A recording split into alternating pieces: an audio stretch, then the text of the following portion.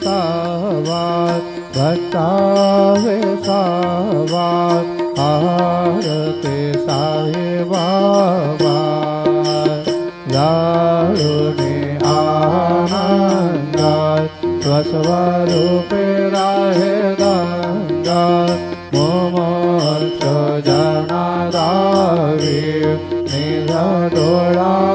श्रीरंगात डोळा श्रीरंगात आरती साईबाबा दयामणी जैसा भावत दया तैसा अनुभवत दाविसे दया धनात ऐसे तुझे मावत तुझे मावत आरती साईबाबा तुमचे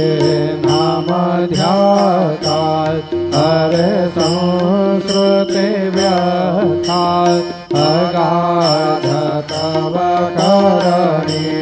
मार्ग दावेसे अनाथात दावेसे अनाथात आरती साईबाबा